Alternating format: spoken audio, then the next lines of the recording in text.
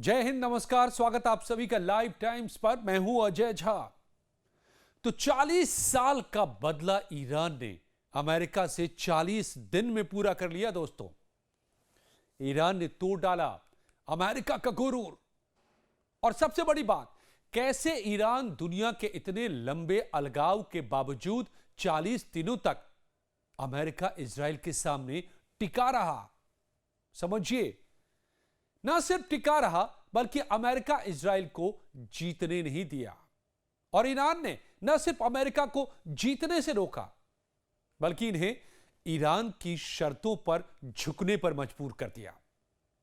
और अमेरिका ने ईरान को दुनिया से काटने के लिए जो सैंक्शंस का जाल बुना था पिछले 4 दशक से भी ज्यादा वक्त से, आज वही जाल ईरान ने उसे अपना हथियार बना डाला और अमेरिका की गले की फांस बना डाला। 40 दिनों तक चले इस भीषण युद्ध में दुनिया ने देख लिया दोस्तों कि कैसे एक अकेला दिखने वाला मुल्क 2 महाशक्तियों के सामने न सिर्फ सीना तान कर खड़ा रहा बल्कि उसे मात तक देने में कामयाब रहा। ट्रंप का सरेंडर यह बताता है कि मिसाइलें खरीदी जा सकती हैं, लेकिन लड़ने का जज्बा और आत्मनिर्भरता सिर्फ पैदा करनी पड़ती है। वो भीतर होती है, बाहर से नहीं आती। तो इस एक्सप्लेनर में समझ लीजिए कि कैसे ईरान ने बिना डॉलर के अमेरिका को घुटनों पर ला दिया, जो डॉलर का बादशाह है। लेकिन इससे पहले आपसे एक छोटी सी गुजारिश, अगर अब तक आपने चैनल को सब्सक्राइब नहीं किया है तो प्लीज सब्सक्राइब कर लें। वीडियो को पसंद आए तो लाइक जरूर कीजिए, शेयर जरूर कीजिए और कमेंट में अपनी राय हमें जरूर बताइए, इससे मदद मिलती है। तो सबसे पहले अब जान लीजिए कि ईरान के खिलाफ 45 साल की घेराबंदी कैसी रही है। तो समझ में आएगा कि ईरान ये जंग सिर्फ 40 दिनों से नहीं लड़ रहा है, 40 साल से ज्यादा वक्त से लड़ता रहा है। और 40 दिन में कैसे गुरूर को तोड़ा, किस घेराबंदी के जाल को, जंजीरों को तोड़ा, ईरान के खिलाफ कब और कैसे कैसे सैंक्शंस लगे। रूस के बाद ईरान दुनिया का सबसे ज्यादा सैंक्शन मुल्क रहा है दोस्तों। अमेरिका ने ईरान को आर्थिक रूप से स्टोन एज में भेजने के लिए 3 बड़े वॉर किए थे। जी, ये स्टोन एज में भेजने की कोशिश अमेरिका की आज की नहीं रही है और यह धमकी पहली बार ट्रंप की नहीं है। ये अमेरिका दशकों से कोशिश करता रहा है। शुरुआत होती है 1979 से। जिमी कार्टर ने रातों रात ईरान की $12 बिलियन की संपत्ति उस वक्त फ्रीज कर दी थी। अब 79 में $12 बिलियन, अभी अंदाजा लगाइए उसकी कीमत क्या होगी। और इसको फ्रीज कर दिया रातों रात। यह इतिहास में किसी भी देश की संपत्ति की सबसे बड़ी किडनैपिंग थी।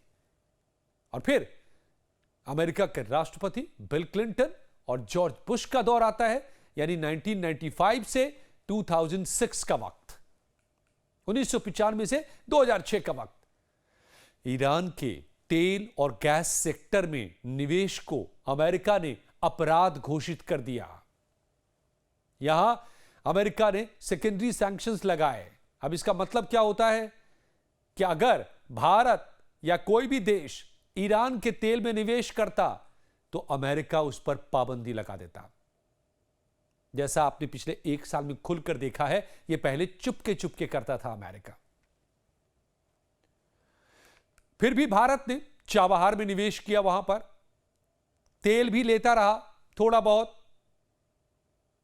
और फिर उसके बाद आया ओबामा और ट्रंप की मैक्सिमम प्रेशर की पॉलिसी 2012 से 2018 के दौर में।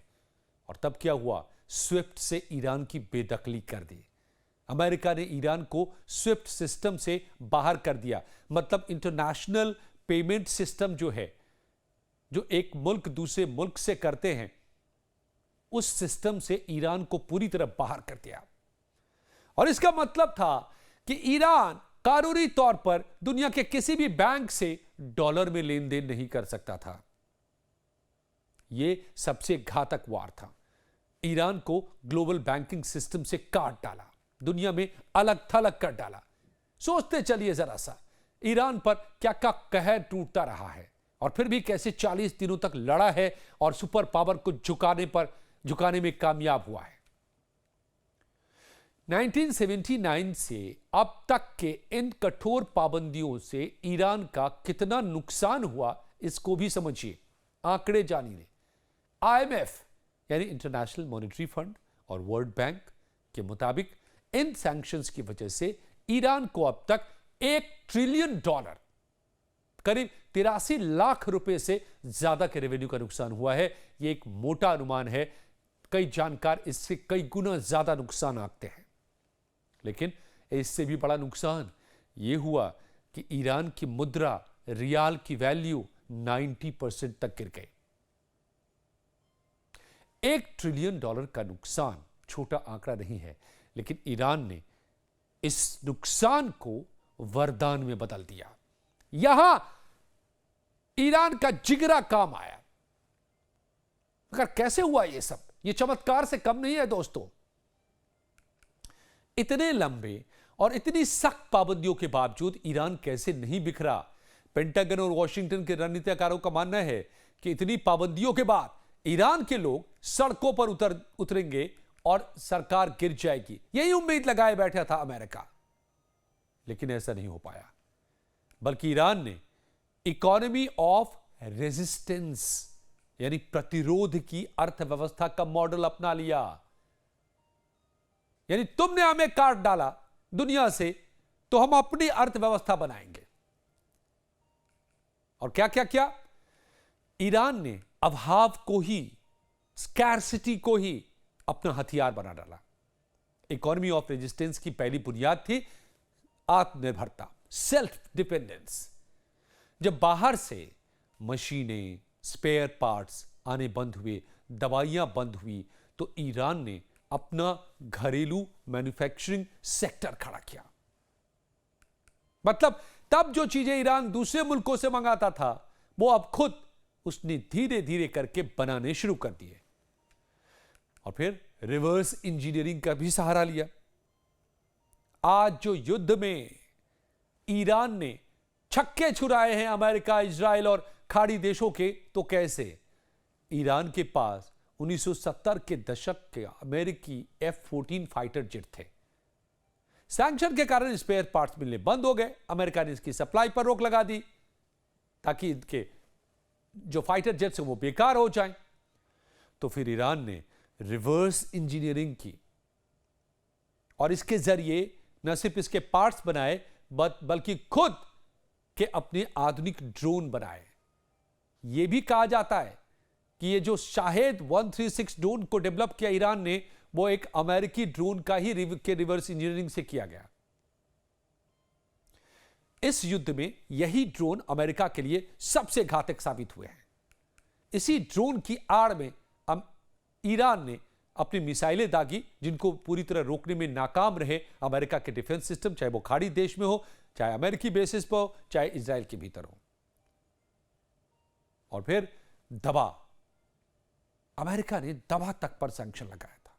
इस बार भी, इस युद्ध में भी कैंसर की दवा बनाने वाली फैक्ट्री तक पर हमला किया है। और पहले दवाइयों पर सैंक्शन लगाया था। ईरान पर कैंसर और इंसुलिन जैसी जीवन रक्षक दवाओं के लिए भी पाबंदी थी। तो ईरान ने अपना बायोटेक हब बना लिया और आज ईरान 97% अपनी दवाइयां खुद बनाता है, और न सिर्फ अपने लिए बनाता है बल्कि पड़ोसी देशों को एक्सपोर्ट भी करता है। कभी ऐसा भारत के साथ भी हुआ था, जब क्रायोजेनिक रॉकेट इंजन देने से इनकार कर दिया था अमेरिका ने, और रूस पर भी दबाव बनाया कि वो भी भारत को नहीं दे, ताकि भारत स्पेस प्रोग्राम में उसका इस्तेमाल करना चाहता था। तो भारत ने वो क्रायोजेनिक इंजन खुद बनाया। अमेरिका ये हमेशा करता रहा है, खास करके उन सब के साथ जो उसके पिछलग्गू नहीं बन जाते। तो ईरान ने क्या किया? घरेलू मैन्युफैक्चरिंग को मजबूत किया। चीन के सहयोग से ईरान ने अपनी ऑटोमोबाइल और स्टील इंडस्ट्री को इतना मजबूत किया कि उसे पश्चिमी मशीनों की जरूरत ही नहीं रही। तो फिर इस सब का नतीजा क्या हुआ कि आज ईरान अपनी जरूरत की 80% सैन्य तकनीक और करीब करीब सारी दवाइयां 97% खुद बनाता है और एक्सपोर्ट भी करता है। लेकिन इसी से पूरा समाधान नहीं हो जाना था। दुनिया से पैसे चाहिए थे, कारोबार चाहिए थे, तो उसके लिए ईरान ने ग्रे मार्केट, शैडो बैंकिंग का रूट अपनाया। ईरान ने डॉलर के विकल्प के तौर पर हवाला और शैडो बैंकिंग का एक ऐसा ग्लोबल नेटवर्क बनाया जिसे अमेरिकी खुफिया एजेंसियां भी ट्रैक नहीं कर पाई। ईरान ने डॉलर को बाईपास करने के लिए एक समानांतर वित्तीय दुनिया रच डाली, एक पैरेलल फाइनेंशियल वर्ल्ड। ईरान ने तुर्की, यूएई और हांगकांग में हजारों फ्रंट कंपनियां बनाई। पैसा इन कंपनियों के जरिए घूमकर तेहरान पहुंच जाता था और इसे ट्रैक करना एफबीआई के लिए भी नामुमकिन हो गया। तो इस तरह से ईरान कारोबार जहां जरूरी था वो भी करता रहा और पैसे बाहर से भी आते रहे। इसके अलावा बार्टर सिस्टम भी ईरान ने अपनाया। बार्टर सिस्टम क्या होता है? क्या सामान बेचने या खरीदने के लिए पैसों की जरूरत नहीं है, किसी करेंसी की जरूरत नहीं है, बल्कि सामान के बदले सामान, इसको कहते हैं बार्टर। दुनिया में सबसे पुराना तरीका रहा है चीजें बेचने और खरीदने का।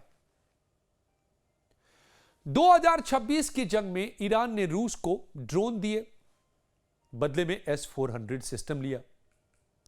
भारत को तेल दिया, बदले में चाय, चावल और दवाइयां ली भारत से। तो इस तरीके से चीन को बड़ी मात्रा में तेल दिए, बदले में वहां से बहुत बड़ी मात्रा में सामान लिए। और इस बार्टर सिस्टम में डॉलर की भूमिका जीरो हो गई। तो अमेरिका के सैंक्शंस को कैसे बेअसर ईरान करता रहा है और उसके ये साथी मुल्क उसमें सहयोग उसको देते रहे हैं, इसको समझिए कैसे टिका रहा।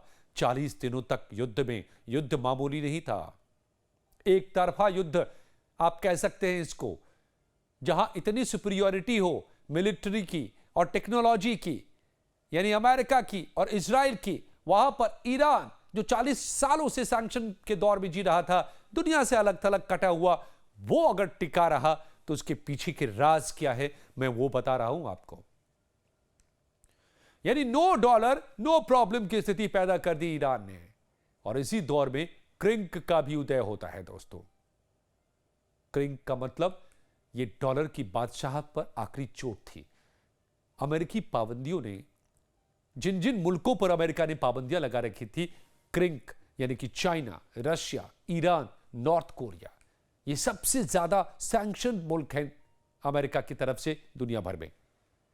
तो इन सब को आपस में करीब ला दिया, और न सिर्फ करीब ला दिया बल्कि एक दूसरे का मददगार बना दिया। कहावत है ना, दुश्मन का दुश्मन दोस्त होता है। यही हुआ क्रिंक कंट्रीज के साथ में। ये सभी देश अमेरिकी सैंक्शन के शिकार थे, जिससे ईरान चीन का सुरक्षा कवच हासिल किया। 2021 में ईरान और चीन ने 25 साल का रणनीतिक समझौता किया। इसके तहत चीन ने ईरान में $400 बिलियन के निवेश का समझौता किया और इसने अमेरिका के मैक्सिमम प्रेशर को जीरो कर दिया। इस युद्ध में चीन के नेविगेशन सिस्टम बाइडू का इस्तेमाल कर ईरान अमेरिकी बेसों पर सटीक हमले कर पाया, दुनिया के जानकार ये बता रहे हैं। रूस की भी जुगलबंदी सामने आई। 2026 के इस युद्ध में रूस ने ईरान को S-400 और सुखोई 35 जैसे आधुनिक हथियार दिए, जो इस युद्ध में काम आए। और भी बैकडोर से बहुत सारी मदद दी, इंटेलिजेंस इनपुट दिए, सैटेलाइट पिक्चर्स दिए, नेविगेशन दिए, कोऑर्डिनेट्स दिए अमेरिकी ठिकानों के। तो ये चीन और रशिया करता रहा और उसके पीछे ब्रिक्स कंट्रीज भी एक्टिव रहे। टेक्नोलॉजी शेयरिंग भी किया। उत्तरी कोरिया ने मिसाइल तकनीक दी ईरान को, ईरान ने उसे सुसाइड ड्रोन में बदल डाला, हाइब्रिड ड्रोन्स बना डाले। और इस गुट ने दिखाया कि बिना डॉलर और बिना पश्चिम के एक अलग समानांतर दुनिया चला सकते हैं। और यही बात अमेरिका को बहुत ज्यादा खल रही थी और इसीलिए हर हाल में अमेरिका ईरान पर हमला करना चाहता था, क्योंकि ईरान ने इन तरीकों से खुद को सरवाइव कराकर और न सिर्फ सर्वाइव कराकर बल्कि खुद को ताकतवर बनाकर, इतना ताकतवर जिसका मुजाहिरा कर दिया है 40 दिनों में युद्ध के दौरान। यह अमेरिका के लिए खतरे की घंटी थी कि यह मॉडल अगर कामयाब हो गया तो पूरी दुनिया फिर इसको फॉलो करेगी। तो इसलिए हमला किया कि इसको चकनाचूर कर दो, मसल डालो, इतने बम मारो कि ईरान में कुछ बचे ही नहीं। इतनी बमबारी हुई है दोस्तों, यहां पर सारे आंकड़े अब सामने हैं। लेकिन 40 दिनों में ईरान ने उल्टा यह साबित कर दिया कि अमेरिका बादशाह नहीं है, अमेरिका भगवान नहीं है, अमेरिका के पास सारी ताकत नहीं है, और जो भी उसके पास ताकत है उसकी बदौलत कम से कम वो सुपर पावर तो नहीं है कि जिसको चाहे मसल डाले। नहीं, यह भी साबित कर दिया, गुरूर को चकनाचूर कर दिया अमेरिका के। तो 40 दिन की जंग में कैसे टिका ईरान और क्यों झुकना पड़ा अमेरिका को? ट्रंप को लगा था कि 40 दिन की बमबारी ईरान को 1970 के दौर में भेज देगी, लेकिन नतीजे उलट रहे। ईरान ने सप्लाई चेन पर ताला लगा दिया। ईरान ने हॉर्मुज बंद करके दुनिया के 20% तेल की चाबी अपनी पॉकेट में रख ली। दुनिया में हाहाकार, अमेरिका में गैस की कीमतें $5 के पार, और इससे ट्रंप की घरेलू राजनीति खतरे में पड़ गई। और दूसरी तरफ मिसाइल भंडार, 45 साल के सैंक्शंस के बावजूद ईरान के पास इतना मिसाइल भंडार मौजूद था कि 40वें दिन भी उसने इजराइल और अमेरिकी बेस पर हमला जारी रखा, और 41वें दिन भी जब यूएई ने हमला किया तो उस पर हमला कर दिया जवाबी।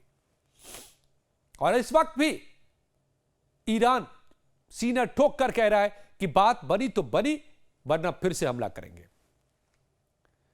तो अमेरिका और इजराइल की भयानक बमबारी के बावजूद ईरान हमलावर बना रहा, और इसमें काम आए ईरान की स्ट्रैटेजी, अंडरग्राउंड मिसाइल सिटीज, जो इराक युद्ध से ईरान ने सबक लिया था।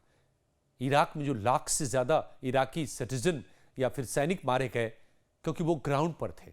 अमेरिका बम बरसा रहा था, मिसाइलें मार रहा था, पैट्रियट दाग रहा था, तो मारे गए। ईरान के कमांडर्स वहां पर लड़ रहे थे, सैनिक वहां पर लड़ रहे थे। उन्होंने वहीं से आकर के मिसाइल सिटीज का कंसेप्ट बनाया, मोज़ेक का सिस्टम खड़ा किया, और वही ईरान का अंडरग्राउंड मिसाइल सिटीज आज गेम चेंजर साबित हो गया।